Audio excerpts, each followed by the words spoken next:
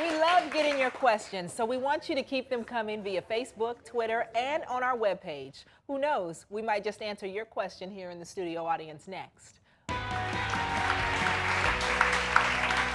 Welcome back.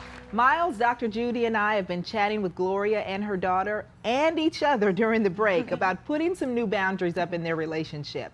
But I think that we've only begun to scratch the surface. And so before the break, I said, you know, I think that there's this conversation that I really feel like, and perhaps it's just my intuitive, crazy self, but I'm wondering if you guys would indulge us for just a moment. And what I'd like to do is, I'd like to trade seats, because I'd like to come and sit next to your daughter. And I would like to just kind of separate you guys for a second so that you can see each other with just a little bit of distance. Sure. So would you indulge us? And Mom, you come trade seats with me.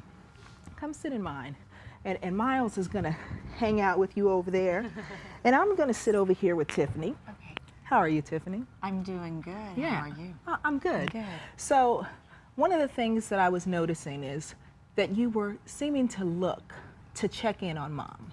Mm-hmm. And as you were talking, you were looking for the words to make sure, how do I say this so that she's okay? But I'm wondering that if she wasn't here, and I don't want you to see her over there. Okay. She's hanging out, having a good time. Okay. Miles and Dr. Judy, they got her. But if she wasn't here, what would be the thing that you would want her to know about the space that you would like to create, the boundary, in order to just sometimes, not all the time, right, but just sometimes be able to live your life to the fullest with your own mind and your own heart? Take a breath. I got you. All right. Okay. Good spirit. Okay. Well, and I think that's part of the reason, you know, that I'm here today, and we're both here, is being able to really, truly figure out how we can do it and maybe make a game plan and say, you know, when these situations come up. Nope, stop. Oh, okay. Stop. Okay. Because I know you've thought about it a million times. And it's the things that every time she does it, you go, oh,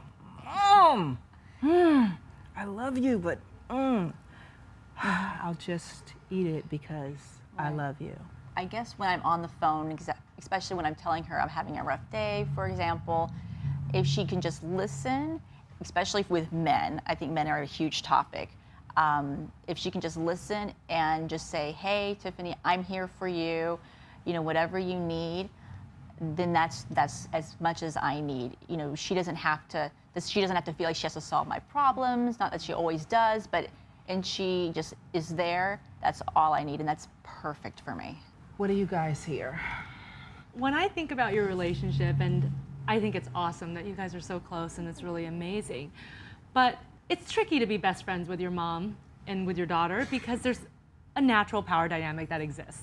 Mom is problem solver, mom is mom, and daughter is the follower usually. The daughter listens to mom. And even as adults, you're gonna have those patterns, right? And I think that's what we're hearing today, but I also hear that it goes both ways. I hear that both of you guys are saying we want healthy boundaries, but at the same time, I don't know if you guys, one, know what that is, or two, really want that, because you see boundaries as being more separate from each other. You don't see that healthy boundaries can actually bring you closer. Come back over here and rejoin each other. Come back. So, and I get that I'm being a little hard on you, and the thing about it is I feel like you guys have a really common problem, is that you're scared to look at the bad, and so you escape to the good. And let me just tell you, you can't fully enjoy the good unless you air the bad. I agree with that. That's important. And I watch you, and I think you do it so easily. It's a little bit of a dissociation. Even when you're talking to her, when it gets to a real thing, you'll just pop up, and that's why I try to bring you back. I agree with that. And that's a really common thing, but you need to hear, and I'm glad Dr. Judy mentioned this about the boundaries, is that, you know, a lack of boundaries invites a lack of respect with each other. No one really can hurt you or make you feel inferior without your consent. True. So you've got both of you have as much a part of this as the other. And the way to do it is you've got to speak gently to each other, but you got to hold ground. That's incredibly important. And the way to do that is not what am I saying to you, it's what is being said to me. So check your personal engine light, because a lot of times we don't even know when boundaries are getting sideways. And it just like a car, when the oil's running low or we're running low on gas, we don't really know until the light pops on and tells us. I don't think you would really know until I pop on and tell you. You've been practicing this for a long, and I want to also acknowledge what you're doing right, because it's a lot. But that's not why you're here. We're not here to celebrate and skip into the meadow and say, oh, it's a beautiful relationship. You guys know that. But we want it to be better, and we want to change this dynamic. And that's going to take some heavy lifting and some hard work and a commitment. So it is brave that you're even leaning in. It doesn't surprise me that you don't know how to navigate this. That's okay. You don't now have to navigate to take the first step, and you did that today. So well done. Thank you. Gloria and Tiffany, thank you guys so much. Thank you for sharing your story.